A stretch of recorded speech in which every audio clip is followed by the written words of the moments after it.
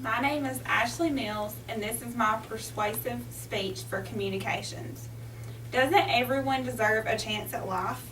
This topic relates to everyone because everyone needs to live God's Word and not promote abortion.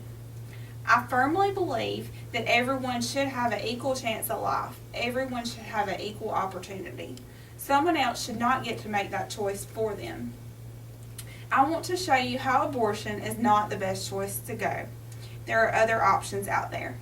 I will now prove this thesis by presenting abortion facts, God's view on abortion, and other options women may have. There are many abortion statistics out there. I just quoted a few. From abortionfacts.com, it tells us every abortion kills an innocent human being. Every human being is a person. As far as statistics go, abortionno.org tells us there are approximately 42 million abortions in the world every year, and 115,000 of those are per day. Abortion.org also tells us, as of 2005 in the United States, that there are 1.2 million abortions per year, and that there are 3,315 abortions per day. Under gutmatter.org, it tells us about half of all the women in America will have an unintended pregnancy, and nearly 1/3 of those women will have an abortion by age 45. If you actually look at the statistics, you wouldn't believe, it's just hard to believe how many people would actually do something like this. To show what God's view is on abortion, I will tell you some Bible verses. There are Bible verses all throughout with scriptures telling you why abortion is not the best option to go and that God does not value this. Jeremiah 1:5 says, "Before I formed you in the womb, I knew you, and before you were born, I consecrated you. I appointed you a prophet to the nations."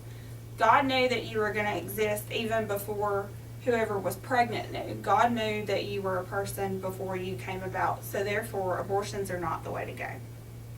1 Corinthians 3:16 through 17 says, "Do you not know that you are God's temple and that God's Spirit dwells in you? If anyone destroys God's temple, God will destroy him. For God's temple is holy, and you are that temple. Therefore, you need to choose to look at God's value on life and go that route." Exodus 23:7 says, "Keep far from a false charge, and do not kill the innocent and righteous, for I will not acquit the wicked." Anyone that is innocent would be a small baby, and why would you want to go the route of having an abortion to kill the human being inside your belly? I want to show that all women have options besides abortion. You do have other ways to go. You do not have to kill the baby that you're carrying. There are other options out there. The first option would be consider parenting the child yourself. There are very many different government agencies that can help you if it's financial obligations that you are looking for. Another way you can go is consider placing your child in temporary foster care. There are many foster cares out there that could take care of the child until you decide whether you're willing to be a parent or whether you would put the child up for adoption. A third option would be consider placing your child for adoption. There are so many people in the world today that cannot have children of their own and would love to be able to raise a child for themselves. All of these came from familytofamily.org. I hope each of you realize how bad it is for a choice of abortion. Remember that it is more common than you realize, how God views abortion, and there are other options out there. Abortion, as you can see, is not the choice to make.